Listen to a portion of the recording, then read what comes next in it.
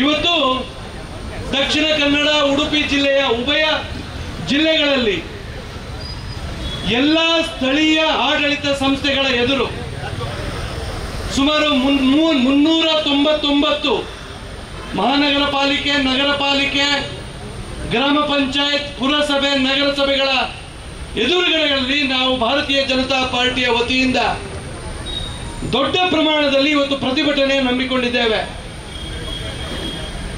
ಈ ಪ್ರತಿಭಟನೆ ಮಾಡುವಂತ ದುಸ್ಥಿತಿ ಇವತ್ತು ನಿರ್ಮಾಣ ಆಗಿದೆ. ಕಳೆದ 2 ವರ್ಷಗಳಿಂದ ಕರ್ನಾಟಕವನ್ನು ಆಳ್ತಾ ಇರತಕ್ಕಂತ ಕಾಂಗ್ರೆಸ್ ಸರ್ಕಾರ ಒಂದು ಕಡೆಯಿಂದ ಇದು ಒಂದು ಕೋಮಿನ ತುಷ್ಟೀಕರಣಕ್ಕೆ ಸೀಮಿತ ಆಗಿದ್ರೆ, ಮತ್ತೊಂದು ಕಡೆಯಲ್ಲಿ ಇಡೀ ಕರ್ನಾಟಕದ ನಾಗರಿಕರ ಒಂದು ಜೀವನ ಇವತ್ತು ಅಸ್ತವ್ಯಸ್ತಗೊಂಡಿದೆ. ಕಳೆದ 2 ವರ್ಷಗಳಿಂದ ಯಾವುದೇ ರೀತಿಯಲ್ಲಿ ಜನಸ್ನೇಹಿ ಪರವಾಗಿರ್ತಕ್ಕಂಥ ಯೋಜನೆಗಳು ಅನುಷ್ಠಾನ ಆಗ್ತಾ ಇಲ್ಲ. ಯಾವುದೇ ಒಂದು ವ್ಯವಸ್ಥೆ, ಒಂದು ಸರ್ಕಾರದ ಆಡಳಿತ ವ್ಯವಸ್ಥೆ ಸುಸೂತ್ರವಾಗಿ ನಡಿಬೇಕು ಅಂತ ಆದಾಗ ಸ್ಥಳೀಯ ಆಡಳಿತ ಅತ್ಯಂತ ಸಮರ್ಪಕವಾಗಿ ಕಾರ್ಯನಿರ್ವಹಿಸುವಂಥದ್ದು ಅತ್ಯಗತ್ಯ. ಇವತ್ತು ಸ್ಥಳೀಯ ಆಡಳಿತದಲ್ಲಿ ಯಾವ ಎಲ್ಲ ಯೋಜನೆಗಳು, ಯಾವ ಎಲ್ಲ ಸರ್ಕಾರಿ ವ್ಯವಸ್ಥೆಗಳು ಇವತ್ತು ಜಾರಿ ಆಗಬೇಕಾಗಿತ್ತ, ಅದ್ಯಾವುದು ಕೂಡ ಜಾರಿಯಾಗುವಂತಹ ಪರಿಸ್ಥಿತಿಯಲ್ಲಿಲ್ಲ. ಕಳೆದ 2 ವರ್ಷಗಳಿಂದ ಸ್ನೇಹಿತರೆ, ಒಂದೇ ಒಂದು ಆಶ್ರಯ ಯೋಜನೆ ಅಡಿಯಲ್ಲಿ ಮನೆಯನ್ನು ಕೊಡುವಂತಹ ಕೆಲಸ ಈ ಸರ್ಕಾರ ಮಾಡಿಲ್ಲ.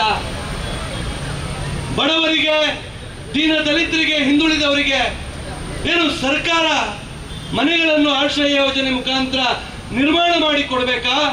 ಇವತ್ತು ಕಳೆದ 2 ವರ್ಷಗಳಿಂದ ಒಂದೇ ಒಂದು ಮನೆಯನ್ನು ಕಟ್ಟಿಕೊಡುವಂತ ಯೋಗ್ಯತೆ ಸಿದ್ದರಾಮಯ್ಯ ಸರ್ಕಾರಕ್ಕೆ ಇಲ್ಲ. 9/11 ಮುಖಾಂತರ ಯಾವ ಒಂದು ವ್ಯವಸ್ಥೆ ಅಡಿಯಲ್ಲಿ ಗ್ರಾಮ ಪಂಚಾಯತ್ಗಳಿಗೆ ಯಾವ ಅಧಿಕಾರ ಇತ್ತ, ಅದನ್ನು ಕೂಡ ಇವತ್ತು ಭ್ರಷ್ಟಾಚಾರದ ಒಂದು ಕಾರಣಕ್ಕಾಗಿ ಅದನ್ನು ಕೇಂದ್ರೀಕರಣಗೊಳಿಸಿ ಸ್ಥಳೀಯ ಅಭಿವೃದ್ಧಿಯ ಪ್ರಾಧಿಕಾರದ ಮುಖಾಂತರ ಇವತ್ತು ಅದನ್ನು ಪಡೆದುಕೊಳ್ಳುವಂತ ಒಂದು ವ್ಯವಸ್ಥೆಯನ್ನು ಈ ಕಾಂಗ್ರೆಸ್ ಸರ್ಕಾರ ಜಾರಿ ಮಾಡಿರುವಂತದ್ದಿದೆ. 9/11 ಮುಖಾಂತರ ಏಕವಿನ್ಯಾಸ ನಕ್ಷೆಗಳು ಈ ಸರ್ಕಾರ ಬರುವುದಕ್ಕಿಂತ ಮೊದಲು ಆಯಾ ಪಂಚಾಯತ್ಗಳಲ್ಲಿ ಅಧಿಕಾರ ಇತ್ತು. ಇವತ್ತು ಆ ಅಧಿಕಾರವನ್ನು ಗ್ರಾಮ ಪಂಚಾಯತ್ನಿಂದ ಕಸಿದುಕೊಂಡು ಅದನ್ನು ಪ್ರಾಧಿಕಾರಕ್ಕೆ ಕೊಳ್ಳಲಾಗಿದೆ. ಆ ಪ್ರಾಧಿಕಾರದಲ್ಲಿ ಇವತ್ತು ಯಾವುದೇ ಮನೆಗಳಿಗೆ ಯಾವುದೇ 9/11 ನಕ್ಷೆ ಮಾಡಲಿಕ್ಕೆ ಇವತ್ತು ಅವರು ಅವಕಾಶ ಮಾಡಿ ಕೊಡ್ತಾ ಇಲ್ಲ. ಇಡೀ ದಕ್ಷಿಣ ಕನ್ನಡ ಉಡುಪಿ ಜಿಲ್ಲೆಯಲ್ಲಿ ಸರಿಸುಮಾರು 5,000ಕ್ಕಿಂತ ಹೆಚ್ಚಿನ ಅರ್ಜಿಗಳು ಇವತ್ತು ಕೊಳಿತಾ ಬಿದ್ದಿದೆ. ಹಾಗಾದ್ರೆ ಬಡವರು ಮನೆ ನಿರ್ಮಾಣ ಮಾಡ್ಲಿಕ್ಕಿಲ್ವಾ? ಇವರು ಯಾಕೆ ಪ್ರಾಧಿಕಾರಗಳಿಗೆ ಅಧಿಕಾರವನ್ನು ಕೊಟ್ಟರು? ನಾವ್ಗಳಿಗೆ ಅಧಿಕಾರ ಸೀಮಿತವಾಗಿದ್ದಂತಹ ಸಂದರ್ಭದಲ್ಲಿ 1 ವಾರದಿಂದ 10 ದಿವಸದ ಒಳಗೆ ಒಂದು 9/11 ಒಟ್ಟು ಒಂದು ಏಕ ವಿನ್ಯಾಸ ನಕ್ಷೆ ಅದು ಮಂಜೂರಾಗ್ತಾ ಇತ್ತು. ಇವತ್ತು 2 ತಿಂಗಳು, 3 ತಿಂಗಳು, 4 ತಿಂಗಳು, 6 ತಿಂಗಳಾದ್ರೂ ಇವತ್ತು ಅದರ ಮಂಜೂರಾತಿ ಸಿಗ್ತಾ ಇಲ್ಲ. ಭ್ರಷ್ಟಾಚಾರದ ಕೂಪವಾಗಿ ಪರಿವರ್ತನೆ ಆಗಿರುವಂತದ್ದಿದೆ. ಇವತ್ತು ಈ ಭ್ರಷ್ಟಾಚಾರಕ್ಕೆ ಯಾವ ಎಲ್ಲ ವ್ಯವಸ್ಥೆಗಳು ಅನುಕೂಲಕರವಾಗುತ್ತೆ ಆ ಎಲ್ಲ ವ್ಯವಸ್ಥೆಗಳನ್ನು ಇವತ್ತು ಕಾಂಗ್ರೆಸ್ ಸರ್ಕಾರ ಜಾರಿ ಮಾಡಲಿಕ್ಕೆ ಹೊರಟಿರುವಂತದ್ದು. ಬಡ ರೈತರು ನಮ್ಮ ಉಭಯ ಜಿಲ್ಲೆಗಳಲ್ಲಿ ಬಡ ರೈತರು ದೊಡ್ಡ ಪ್ರಮಾಣದಲ್ಲಿದ್ದಾರೆ. ಸರ್ಕಾರಿ ಭೂಮಿಗಳನ್ನು ಅವರು ಉಳುಮೆ ಮಾಡಿಕೊಂಡು ಆ ಮುಖಾಂತರ ಅಕ್ರಮ ಸಕ್ರಮದಲ್ಲಿ ಅರ್ಜಿಯನ್ನು ಸಲ್ಲಿಸಿ ಆ ಭೂಮಿಯನ್ನು ಸಕ್ರಮ ಮಾಡಿಕೊಳ್ಳುವಂತ ಒಂದು ವ್ಯವಸ್ಥೆಗೆ ಬಹುಕಾಲದಿಂದ ದಶಕಗಳ ಕಾಲದಿಂದ ನಮ್ಮ 2 ಜಿಲ್ಲೆಗಳಲ್ಲಿ ರಾಜ್ಯದಲ್ಲಿ ಅವಕಾಶ ಇತ್ತು. ಇವತ್ತೇನಾಗಿದೆ ಪರಿಸ್ಥಿತಿ? ಅರ್ಜಿ 53, ಅರ್ಜಿ 57, ನಮೂನೆ 53 ಮತ್ತು ನಮೂನೆ 57 ಅಡಿಯಲ್ಲಿ ಯಾವ ಅರ್ಜಿಗಳನ್ನು ಸಲ್ಲಿಸಲಾಗಿದೆ, ಯಾವ ಅಕ್ರಮ ಸಕ್ರಮದ ಒಂದು ವ್ಯವಸ್ಥೆ ಇತ್ತ ಅದರ ಅಡಿಯಲ್ಲಿ ಯಾವ ಅರ್ಜಿಗಳನ್ನು ಸಲ್ಲಿಸಲಾಗಿದೆ, ಅದನ್ನು ಶಾಸಕರಿಗೂ ಆ ಒಂದು ಸಮಿತಿಯ ಅಧ್ಯಕ್ಷರಾಗಿ ಅಲ್ಲಿ ಶಾಸಕರಿದ್ರೂ ಕೂಡ ಶಾಸಕರ ಗಮನಕ್ಕೂ ತಾರದೆ ಇವತ್ತು ಅರ್ಜಿಗಳನ್ನು ತಿರಸ್ಕಾರ ಮಾಡುವಂತ ಒಂದು ವ್ಯವಸ್ಥೆ ಇವತ್ತು ನಿರ್ಮಾಣ ಆಗಿದೆ. ಬೋಲೋ ಭಾರತ್ ಮಾತಾ ಕಿ, ಹಿಂದೂ ವಿರೋಧಿ ಸರ್ಕಾರಕ್ಕೆ, ಹಿಂದೂ ವಿರೋಧಿ ಸರ್ಕಾರಕ್ಕೆ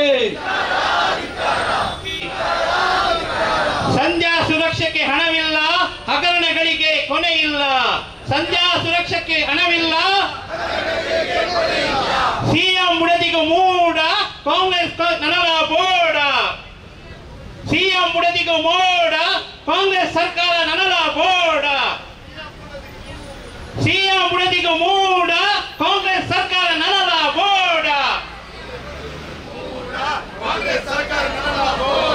ಧಿಕ್ಕಾರ ಧಿಕ್ಕಾರ ಹಿಂದೂ ವಿರೋಧಿ ಕಾಂಗ್ರೆಸ್ ಸರ್ಕಾರಕ್ಕೆ, ಜನ ವಿರೋಧಿ ಕಾಂಗ್ರೆಸ್ ಸರ್ಕಾರಕ್ಕೆ. ಇವತ್ತು ಭಾರತೀಯ ಜನತಾ ಪಾರ್ಟಿ ಮಂಗಳೂರು ನಗರ ದಕ್ಷಿಣದ ವತಿಯಿಂದ ಮಂಗಳೂರು ಮಹಾನಗರ ಪಾಲಿಕೆಯ ಮುಂಭಾಗದಲ್ಲಿ ಧರಣಿ ಸತ್ಯಾಗ್ರಹವನ್ನ ಮಾಡ್ತಾ ಇದ್ದೇವೆ. ಇವತ್ತು ಪ್ರತಿಭಟನಾ ಸಂದರ್ಭದಲ್ಲಿ ಕಾಂಗ್ರೆಸ್ನ ನಾಯಕರಿಗೆ ಒಂದು ಪ್ರಶ್ನೆಯನ್ನ ಕೇಳಲಿಕ್ಕೆ ಇಚ್ಛಿಸ್ತಾ ಇದ್ದೇನೆ. ಕಳೆದ 2 ವರ್ಷಗಳಿಂದ ತಾವು ಆಡಳಿತವನ್ನು ಸರಿಯಾಗಿ ಮಾಡ್ತಿದ್ರೆ ಭಾರತೀಯ ಜನತಾ ಪಾರ್ಟಿ ಇವತ್ತು ಈ ಪ್ರತಿಭಟನೆ ಹಮ್ಮಿಕೊಳ್ಳಬೇಕಾಗಿರಲಿಲ್ಲ. ಇವತ್ತು ಈ ಪ್ರತಿಭಟನೆ ಕೇವಲ ಒಂದು ರಾಜಕೀಯಕ್ಕಾಗಿ ಅಂತ ಹೇಳುವಂಥದ್ದು ನೀವು ಮಾತಾಡಬಹುದು. ಆದ್ರೆ ಇವತ್ತು ಈ ಪ್ರತಿಭಟನೆಯನ್ನು ಭಾರತೀಯ ಜನತಾ ಪಾರ್ಟಿ ಜನರಿಗಾಗಿ ಜನರಿಗೋಸ್ಕರವಾಗಿ ಮಾಡುತ್ತಿರುವಂತಹ ಪ್ರತಿಭಟನೆ.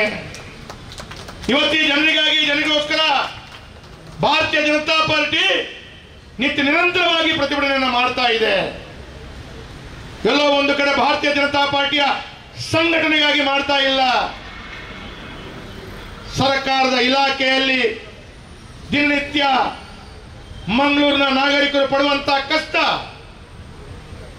ಮಂಗಳೂರಿನ ನಾಗರಿಕರು ಪ್ರತಿಯೊಂದು ಇಲಾಖೆಯಲ್ಲಿ ಪಡ್ತಿರುವಂತಹ ಕಷ್ಟದ ಬಗ್ಗೆ ಸರ್ಕಾರದ ಗಮನವನ್ನು ತರಬೇಕು. ನೀವು ಮಾಡಿದಂತ ಕರ್ಮ ನಿಮಗೆ ತೋರಿಸಬೇಕು ಅಂತ ಹೇಳುವ ಕಾರಣ ಇವತ್ತು ಭಾರತೀಯ ಜನತಾ ಪಾರ್ಟಿ ಜನರಿಗಾಗಿ ಪ್ರತಿಭಟನೆ ಮಾಡ್ತಾ ಇದೆ. ಇವತ್ತು ಮಂಗಳೂರಿನ ಜನತೆಗೆ ಅವರು ಆಗುವಂತ ಕಷ್ಟಗಳು, ಅವರು ಆಗುವಂತ ನಷ್ಟಗಳು, ಆಗುವಂತ ತೊಂದರೆಗಳನ್ನ ಭಾರತೀಯ ಜನತಾ ಪಾರ್ಟಿಯ ನಾಯಕರ ತಂದು ಹೇಳ್ತಾ ಇದ್ದಾರೆ. ಇವತ್ತು ನಾಯಕರ ಹೇಳುವಂತ ಸಂದರ್ಭದಲ್ಲಿ 10 ಹಲವು ವಿಚಾರಗಳನ್ನ ಇವತ್ತು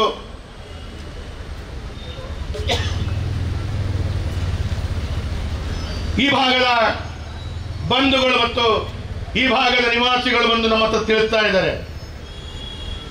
ಇವತ್ತು ನಾನು ಕಾಂಗ್ರೆಸ್ನ ನಾಯಕರು ಕಳೆದ 2 ವರ್ಷಗಳಲ್ಲಿ ಮಾಡಿದಂತ ಆಡಳಿತದ ಚುಕ್ಕಾಣಿ ಯಾವ ರೀತಿಯಲ್ಲಿ ಇದೆ ಅಂತ ಕೇಳಿದ್ರೆ, ಜನರಿಗಾಗುವಂತ ಕಷ್ಟ 1, 2 ಅಂತ ಕೇಳಿದ್ರೆ 100 ಕಷ್ಟಗಳನ್ನ ಜನರು ಅನುಭವಿಸ್ತಾ ಇದ್ದಾರೆ. ಈಗ ತಾನೇ ವಿಕಾಸ್ ಪುತ್ರರು ಮಾತಾಡುವಾಗ ಹೇಳಿದ್ರು, ರಾಜ್ಯದಲ್ಲಿ ಆಗುವಂತ ಅನಾಹುತಗಳು, ಅಹಿತಕರ ಘಟನೆಗಳು, ಅದರ ಒಟ್ಟಿಗೆ ಕಾಂಗ್ರೆಸ್ ಸರ್ಕಾರದಿಂದ ಬೇಸತ್ತು ಆದಂತ ನಿಯಮಗಳನ್ನ ಒಂದು ಕಡೆಗಳಲ್ಲಿ ವಿಕಾಸ್ ಪುತ್ರರು ಹೇಳಿದ್ರೆ, ಮಂಗಳೂರು ಮಹಾನಗರ ಪಾಲಿಕೆ ವ್ಯಾಪ್ತಿ ಒಳಗಡೆ ಮಂಗಳೂರಿನ ಜನತೆ ಪಡುವಂತಹ ಕಷ್ಟವನ್ನ ಇವತ್ತು ನಾನು ಹೇಳಲಿಕ್ಕೆ ಬಯಸ್ತಾ ಇದ್ದೇನೆ. ತಾಕತ್ತಿದ್ರೆ ಕಾಂಗ್ರೆಸ್ನವರು ಇದಕ್ಕೆ ಉತ್ತರ ಕೊಡಬೇಕು. ನಾನು ಇವತ್ತು ಒಂದು ಮಾತನ್ನ ಕೇಳ್ತೇನೆ. ಒಂದು ಕಡೆಯಲ್ಲಿ ಮೂಡ ಹಗರಣ, ವಾಲ್ಮೀಕಿ ಹಗರಣ, ಈ ರೀತಿಯ ಬ್ರಹ್ಮಾಂಡ ಭ್ರಷ್ಟಾಚಾರ ಆದರೆ,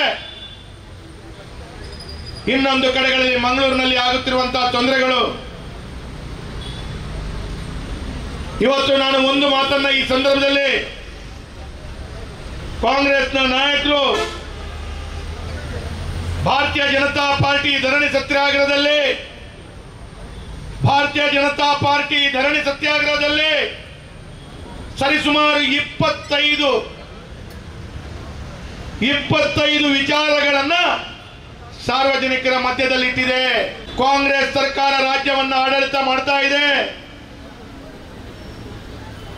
ಮಹಾನಗರ ಪಾಲಿಕೆಯಲ್ಲಿ ಬಿಜೆಪಿ ಆಡಳಿತ ಮುಗಿದ ನಂತರ ಫೆಬ್ರವರಿ 28ರ ನಂತರ,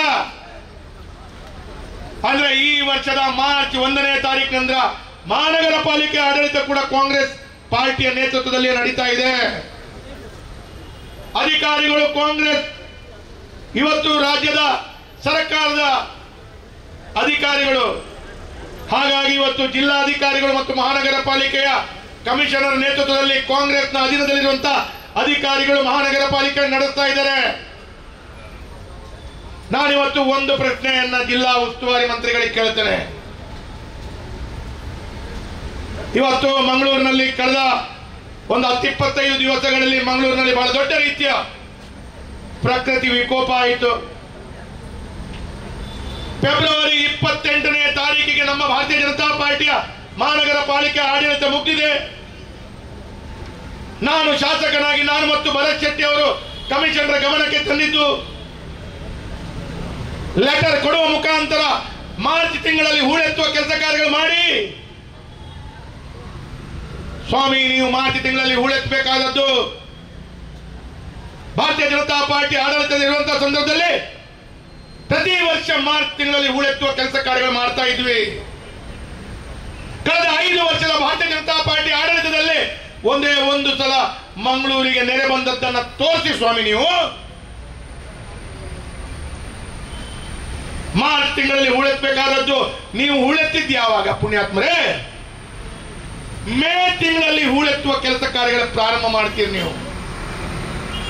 ಮೇ ತಿಂಗಳಲ್ಲಿ ಹೂಳೆತ್ತುವಂತಹ ಕೆಲಸ ಕಾರ್ಯಗಳು ಮಾಡುವಂತ ಮುಂಜಾಗ್ರತಾ ಕ್ರಮವನ್ನ ಜಿಲ್ಲಾ ಉಸ್ತುವಾರಿ ಸಚಿವರು ಬಂದು ಮಾರ್ಚ್ ಅಥವಾ ಏಪ್ರಿಲ್ ತಿಂಗಳಲ್ಲಿ ಮುಂಜಾಗ್ರತಾ ಕ್ರಮದ ಒಂದು ಸಭೆಯನ್ನ ಮಾಡಬೇಕಿತ್ತು. ನಿಮಗೆ ಯೋಗ್ಯತೆ ಇದೆಯಾ ಸಭೆಯನ್ನ ಮಾಡೋದು? ಹೋದ ಪುಟ್ಟ ಬಂದ ಪುಟ್ಟ ಅಂತ ಹೇಳೋ ರೀತಿಯಲ್ಲಿ ಬೆಳಿಗ್ಗೆ ಬರ್ತೀರಾ, ಸಾಯಂಕಾಲ ವಿಮಾನದಲ್ಲಿ ಓಡ್ತೀರಾ. ಮಂಗಳೂರು ಮುಳುಗ್ತಾ ಇದೆ ಅಂತ ಹೇಳೋದ ದೃಷ್ಟಿಯಲ್ಲಿ ಮಂಗಳೂರಿಗೆ ಬಂದು ಒಂದು ಸಭೆ ಮಾಡುವಂತ ತಾಕತ್ತು ನಿಮ್ಗಿತ್ತ? ಮಾತಾಡಿದ್ರೆ ಭಾರತೀಯ ಜನತಾ ಪಾರ್ಟಿ ಆಡಳಿತ ಸ್ವಾಮಿ ಫೆಬ್ರವರಿ 28ನೇ ತಾರೀಕಿನ ಮುಂಚೆ ಹೂಳೆತ್ತಲಿಕ್ಕೆ ಆಗಲ್ಲ. ಮಾರ್ಚ್ ತಿಂಗಳಲ್ಲಿ ನಮ್ಮ ಮೇಯರ್ ಮತ್ತು ನಮ್ಮ ಆಡಳಿತದ ವ್ಯವಸ್ಥೆ ಅಧಿಕಾರದ ಅವರ ಕೊನೆಯಾಗಿದೆ. ಅದ ನಂತರ ಅಧಿಕಾರವನ್ನು ನಡೆಸುವವರು ಜಿಲ್ಲಾಡಳಿತ ಮತ್ತು ಮಹಾನಗರ ಪಾಲಿಕೆ. ದಿನೇಶ್ ಗುಂಡೂರಾವ್ ಅವರು ಇದಕ್ಕೆ ಉತ್ತರ ಕೊಡಬೇಕು. ಮಳೆ ಬಂದು 2 ಬಾರಿ ಮಂಗಳೂರು ಮುಳುಗುವಂತ ಪರಿಸ್ಥಿತಿ ಬಂದ್ರು ನಮ್ಮ ಜಿಲ್ಲೆಗೆ ಬಂದು ಒಂದು ಸಭೆಯನ್ನ ಮಾಡಿಲ್ಲ ನೀವು.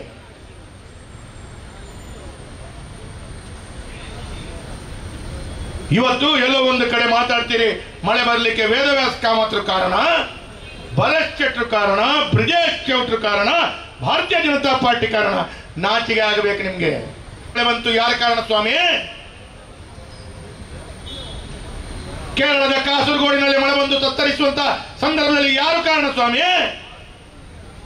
ಬೆಂಗಳೂರಿನಲ್ಲಿ ಮಳೆ ಬಂದು ಜನರು 2 ವರ್ಷ ಆದರೂ ರಾಜ್ಯ ಸರ್ಕಾರ ಯಾವುದೇ ಮುಂಜಾಗ್ರತಾ ಕ್ರಮವನ್ನು ವಹಿಸಿಕೊಳ್ಳಿಲ್ಲ ಅಂತ ಹೇಳುವಂತ ಹೇಳುವಾಗ 2 ವರ್ಷದಿಂದ ಬೆಂಗಳೂರಿನ ಉಸ್ತುವಾರಿ ಸಚಿವರು ಯಾರು ಸ್ವಾಮಿ? ಒಳ್ಳೇದು ಮಾಡಿದ್ರೆ ನಾನು, ಹಾಳಾದ್ರೆ ಇನ್ನೊಬ್ಬರಿಗೆ ಬೆರಳು ತೋರಿಸುವಂತ ಕಾಂಗ್ರೆಸ್ನ ಮಾನಸಿಕತೆಯನ್ನು ನಾವು ಖಂಡಿಸ್ತೇವೆ. ಇವತ್ತು ಕೆಲವಾರು ಪ್ರಶ್ನೆಗಳನ್ನು ನಾನು ಇವತ್ತು ಕೇಳಬೇಕು ಕಾಂಗ್ರೆಸ್ ನಾಯಕರ ಹತ್ರ. ನಮ್ಮ ಜಿಲ್ಲೆಯಲ್ಲಿ ಕಳೆದ 2 ವರ್ಷಗಳಲ್ಲಿ ಕಡು ಬಡವರಾಗಿ ತಾನು BPL ಕಾರ್ಡ್ ಆಗಿ ಅರ್ಜಿ ಸಲ್ಲಿಸಬೇಕು ಅಂತ ಹೇಳುವುದಕ್ಕೆ ಇತ್ತುಕೊಂಡಂತ ಬಡವರಿಗೆ ಒಂದೇ ಒಂದು BPL ಕಾರ್ಡಿನ ಅರ್ಜಿ ಹಾಕಲಿಕ್ಕೆ ರಾಜ್ಯದಲ್ಲಿ ಅದಕ್ಕೆ ಬೇಕಾದಂತ ವ್ಯವಸ್ಥೆಯ ಕಂಪ್ಯೂಟರ್ ಅನ್ನ ಅವಕಾಶಗಳು ಮಾಡಿಕೊಟ್ಟಿಲ್ಲ. ಇವತ್ತು ಅದಕ್ಕಿಂತ ಜಾಸ್ತಿ ವಿಚಾರವನ್ನು ಹೇಳ್ತೇನೆ. BPL ಕಾರ್ಡ್ ಬಿಡಿ, APL ಕಾರ್ಡ್ದಾರರಿಗೂ ಅರ್ಜಿ ಹಾಕ್ಲಿಕ್ಕೆ ಅವಕಾಶ ಕೊಡದಂತ ನೀಚ ದರಿದ್ರ ಸರ್ಕಾರ ನಿಮ್ದು. BPL ಕಾರ್ಡ್ದಾರರಿಗೆ BPL ಅವಕಾಶ ಮಾಡಿಕೊಟ್ರೆ ಅವರಿಗೆ ಅಕ್ಕಿ ಕೊಡಬೇಕಾಗ್ತದೆ ಅಥವಾ ಇನ್ನಿತರ ಸರ್ಕಾರದ ಸವಲತ್ತು ಸಿಗ್ತದೆ. ಹಾಗಾಗಿ BPL ಕಾರ್ಡ್ದಾರರು ಕಳೆದ 2 ವರ್ಷಗಳಲ್ಲಿ ರಾಜ್ಯದಲ್ಲಿ ಒಂದೇ ಒಂದು ವ್ಯಕ್ತಿಗೆ BPL ಕಾರ್ಡ್ ಕೊಡದ ದರಿದ್ರ ಸರ್ಕಾರ ಯಾವುದು ಅಂತ ಕೇಳಿದ್ರೆ ಅದು ರಾಜ್ಯದನ್ನ ಆಡಳಿತ ಮಾಡುವಂತಹ ಕಾಂಗ್ರೆಸ್ ಸರ್ಕಾರ. ಇವತ್ತು ಅದಕ್ಕೊಟ್ಟಿಗೆ ಇನ್ನೊಂದು ಮಾತನ್ನ ಕೇಳ್ತೇನೆ. ಇನ್ನು ಮುಂದಿನ ದಿನಗಳಲ್ಲಿ ಕಾಂಗ್ರೆಸ್ ನಾಯಕರು ನೀವು ಮಂಗಳೂರಿಗೆ, ದಕ್ಷಿಣ ಕನ್ನಡ ಜಿಲ್ಲೆಗೆ ಬಂದಾಗ ನಿಮಗೆ ಛೀಮಾರಿ ಹಾಕ್ಲಿಕ್ಕೆ ದೂರವಿಲ್ಲ. ನಮ್ಮ ಜಿಲ್ಲೆಯ 7,000 ಬಡ ಬಂಧುಗಳ BPL ಕಾರ್ಡ್ ಅನ್ನ ರದ್ದು ಮಾಡಲಿಕ್ಕೆ ಹೊರಟಿದೆ. ಯಾಕೆ ಬಿಪಿಎಲ್ ಕಾರ್ಡ್ ಅನ್ನು ರದ್ದು ಮಾಡುದು ಅಂತ ಕೇಳಿದ್ರೆ ಅವರಿಗೆ ಅಕ್ಕಿ ಕೊಡ್ಲಿಕ್ಕೆ ಸರ್ಕಾರದ ಹತ್ರ ಹಣ ಇಲ್ಲ, ಅವರಿಗೆ ಕರೆಂಟ್ ಫ್ರೀ ಕೊಡಬೇಕು ಅಥವಾ ಇನ್ನಿತರ ಸರ್ಕಾರದ ಸವಲತ್ತು ಕೊಡಬೇಕು. ಆ ಸರ್ಕಾರದ ಸವಲತ್ತು ಕೊಡಬೇಕು ಅಂತ ಹೇಳುವ ಕಾರಣ 7,000ಕ್ಕೂ ಅಧಿಕ ಜನರ ಬಿಪಿಎಲ್ ಕಾರ್ಡ್ ಅನ್ನ ತೆಗೆದು ಅವರನ್ನ ಎಪಿಎಲ್ ಮಾಡಿದ್ರೆ ಸರ್ಕಾರದ ಬೊಕ್ಕಸಕ್ಕೆ ಆ 7,000 ಜನರಿಗೆ ಕೊಡುವಂತ ಹಣ ಉಳಿತದೆ.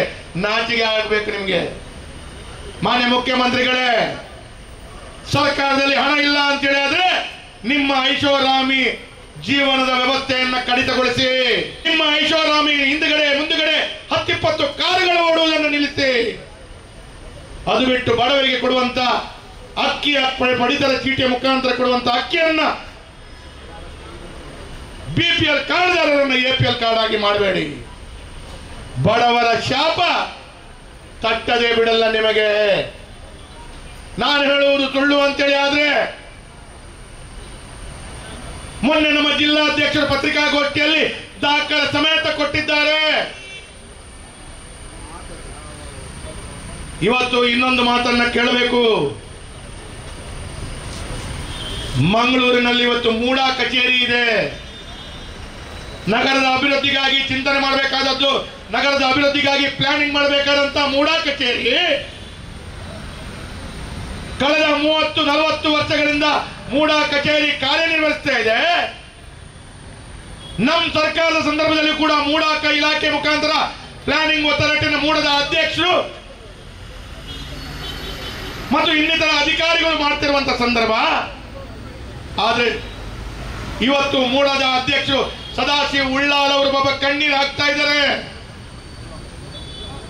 ಮಂಗಳೂರಿನ ನಗರಾಭಿವೃದ್ಧಿ ಪ್ರಾಧಿಕಾರ ಮೂಡಾ ಮೀಟಿಂಗ್ ಅಲ್ಲಿ ಇಟ್ಟು ತೆಗೆದುಕೊಳ್ಬೇಕಾದ ನಿರ್ಣಯ ಸದಾಶಿವ ಉಳ್ಳಾಲ್ ಅವರ ಅಧ್ಯಕ್ಷರ ಕೈಯಲ್ಲಿ, ಕಾಂಗ್ರೆಸ್ ನಾಯಕರು ಅಧ್ಯಕ್ಷರಾದಂತ ಕೈಯಲ್ಲಿ ಅವರ ಇದ್ದಂತ ಪೆನ್ ಅನ್ನ ಕತ್ತುಕೊಂಡು ತೆಗೆದುಕೊಂಡು ಮೂಡಾದ ವ್ಯಾಪ್ತಿಗೆ ಅಧಿಕಾರ ಇಲ್ಲದ ರೀತಿಯಲ್ಲಿ ಮಾಡಿ ಮೂಡಾದ ಜವಾಬ್ದಾರಿಗಳನ್ನ ಬೆಂಗಳೂರಿನಲ್ಲಿ ಕೂತು ಮಂತ್ರಿಗಳು ಸಹಿ ಹಾಕ್ತಾರಂತೆ. ನಾಚಿಕೆ ಆಗಲ್ಲ ನಿಮ್ಗೆ? ಮಂಗಳೂರಿನ ಮೂಡಾವನ್ನ ಎಟಿಎಂ ಕಾರ್ಡ್ ರೀತಿಯಲ್ಲಿ ಹಣ ಪಡಿಸ್ಕೊಳ್ಬೇಕು ಅಂತ ಹೇಳೋ ಕಾರಣ ಈ ನಿಯಮಗಳನ್ನು ತಂದಿದ್ದೀರಲ್ಲ. ಮೂಡಾದ ಕಚೇರಿಗೆ ಬೀಗ ಹಾಕ್ಬೇಡ ನೀವು. ಮೂಡಾದ ಕಚೇರಿಯಲ್ಲಿ ಇಟ್ಕೊಂಡು ಮೂಡಾದ ಕಚೇರಿಯ ಯಾವ ಕೆಲಸ ಕಾರ್ಯಗಳು ಮಾಡುವ ಅಧಿಕಾರ ಮೂಡಾದ ಅಧ್ಯಕ್ಷರಿಗೆ ಅಧಿಕಾರಿಗಳಿಲ್ಲ ಅಂತೇಳಿ ಆದ್ರೆ ಮೂಡಾದ ಕಚೇರಿಗೆ ಬೀಗ ಹಾಕಿ ಎಲ್ಲವೂ ಬೆಂಗಳೂರಿಗೆ ಕಳಿಸಿ. ಬೆಂಗಳೂರಿಗೆ ಫೈಲಲ್ಲಿ ಬಂದಂತ ಫೈಲಲ್ಲಿ ಹಣ ಎಷ್ಟು ಸಿಗುತ್ತೆ ಅಂತೇಳಿ ನೋಡಿ, ಅದರಿಂದ ನಿಮ್ಮ ಹೆಂಡತಿ ಮಕ್ಕಳ ಹೊಟ್ಟೆಯನ್ನು ತುಂಬಿಸಿಕೊಳ್ಳಿ ಅಂತ ಹೇಳುವಂತ ಮಾತನ್ನ ಇವತ್ತು ಹೇಳ್ತಾ ಇದ್ದಾರೆ ಜನರು. ನಾನು ಹೇಳ್ತಾ ಇಲ್ಲ, ಜನರು ಹೇಳ್ತಾ ಇದ್ದಾರೆ, ನಾನು ಹೇಳ್ತಾ ಇಲ್ಲ.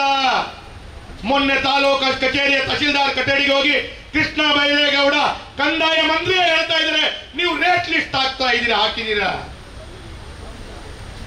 ಯಾವ ಕೆಲಸಕ್ಕೆ ಎಷ್ಟೆಷ್ಟು ಹಣ ಅಂತೇಳಿ ತಹಶೀಲ್ದಾರ್ ರೇಟ್ ಲಿಸ್ಟ್ ಹಾಕಿದ್ದಾರೆ ಅಂತೇಳಿ ಕೃಷ್ಣ ಬೈರೇಗೌಡರು ಕಂದಾಯ ಮಂತ್ರಿಗಳು ಹೋಗಿ ಅವರ ಅಧಿಕಾರಿಯನ್ನ ತರಾಟೆ ತೆಗೆದುಕೊಳ್ತಾರೆ ಅಂತೇಳಿ. ಆದ್ರೆ ವೇದವ್ಯಾಸ ಕಾಮತ್ ಹೇಳಿದ್ರೆ ಇದು ರಾಜಕೀಯ, ಕೃಷ್ಣ ಬೈರೇಗೌಡರು ಹೇಳಿದ್ರೆ ರಾಜಕೀಯ ಅಲ್ವಾ? ಅದು ಕೃಷ್ಣ ಬೈರೇಗೌಡರು ಹೇಳಿದ್ರೆ ಅಧಿಕಾರಿಗಳು ಸರಿ ಇಲ್ಲ, ವೇದವ್ಯಾಸ ಕಾಮತ್ ಹೇಳಿದ್ರೆ ಅಧಿಕಾರಿ ಸರಿ ಇದ್ದಾರ? ಉತ್ತರ ಕೊಡ್ಬೇಕಲ್ಲ ನೀವು. ಇವತ್ತು ಮೂಡಾದ ಕಚೇರಿಯಲ್ಲಿ ಕಡು ಬಡವರು ಎಲ್ಲೋ ಒಂದು ಕಡೆ ರಸ್ತೆಯ ಅಂತ್ಯದಲ್ಲಿ ಟೆಡ್ ಅಂಡ್ ಪ್ರಾಪರ್ಟಿ ಅಂತ ನನ್ನ ಮನೆ ಇದೆ, ಆ ಮನೆಯನ್ನ ನಾನು ರಿಪೇರಿ ಮಾಡಬೇಕು ಅಂತೇಳಿ ಮೂಡಕ್ಕೆ ಅರ್ಜಿ ಹಾಕಿದ್ರೆ ನಿಮ್ಮದು ಟೆಡ್ ಅಂಡ್ ಪ್ರಾಪರ್ಟಿ ನಿಮ್ಗೆ ಸಿಂಗಲ್ ಸೈಟ್ ಕೊಡ್ಲಿಕ್ಕಾಗಲ್ಲ, ಲೈಸೆನ್ಸ್ ಕೊಡ್ಲಿಕ್ಕಾಗಲ್ಲ. ಏನು ಮಾಡ್ಬೇಕು ಸ್ವಾಮಿ ಆ ಜಾಗವನ್ನು ಇಟ್ಕೊಂಡ ಬಡವ?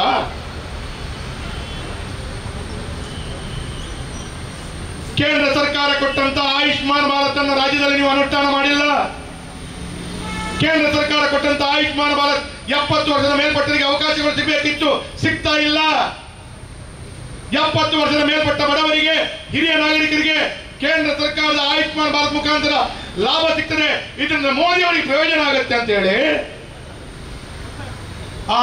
ಆಯುಷ್ಮಾನ್ ಭಾರತ್ ರಾಜ್ಯದಲ್ಲಿ ಅನುಷ್ಠಾನ ಮಾಡಿದಂತ ಕೆಟ್ಟ ನೀಚ ಸರ್ಕಾರ. ದಿನನಿತ್ಯ ಆಕ್ಸಿಡೆಂಟ್ ಆದ್ರೆ, ರಸ್ತೆಯಲ್ಲಿ ಅಪಘಾತ ಆದ್ರೆ ಸಿದ್ದರಾಮಯ್ಯ ಕಾರಣ ಅಂತ ನಾವು ಹೇಳಿದ್ರೆ ಏನಾಗಬಹುದು? ಯಾವ ರೀತಿಯ ಮಾನಸಿಕತೆ ಇದೆ ನಿಮ್ದು? ಇವತ್ತು ಆಯುಷ್ಮಾನ್ ಭಾರತ್ ಸಿಗದೆ ಕಡು ಬಡವರಿಗೆ ಜನೌಷಧಿ ಮುಖಾಂತರ ಬಹಳ ಕಡಿಮೆ ದರದಲ್ಲಿ ಔಷಧಿಯನ್ನು ಕೊಡಬೇಕು ಅಂತೇಳಿ ನರೇಂದ್ರ ಮೋದಿ ಅವರು ಮಾಡಿದಂತ ಯೋಜನೆಯನ್ನು ನಿಲ್ಲಿಸ್ತೀರಾ? ಕಾಂಗ್ರೆಸ್ ಸರ್ಕಾರದಂತ ಒಂದು ದರೋಡೆಕೋರ ಸರ್ಕಾರ ಬೇರೆ ಯಾವುದಿಲ್ಲ. ಗೌತಮ್ ರೇ,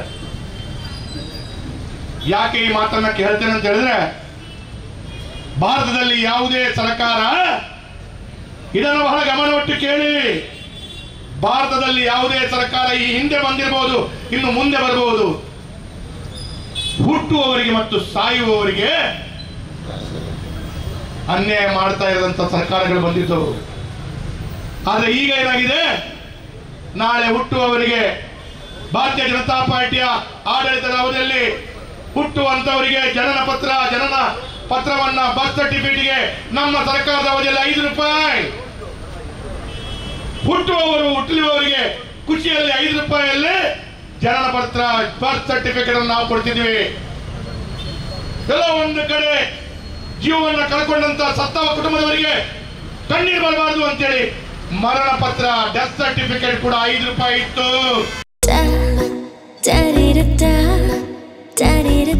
ನನಗೆ ಇಷ್ಟ ನಂದಿನಿ ತುಪ್ಪ, ಶುದ್ಧ ತುಪ್ಪ ಅಂದ್ರೆ ನಂದಿನಿ.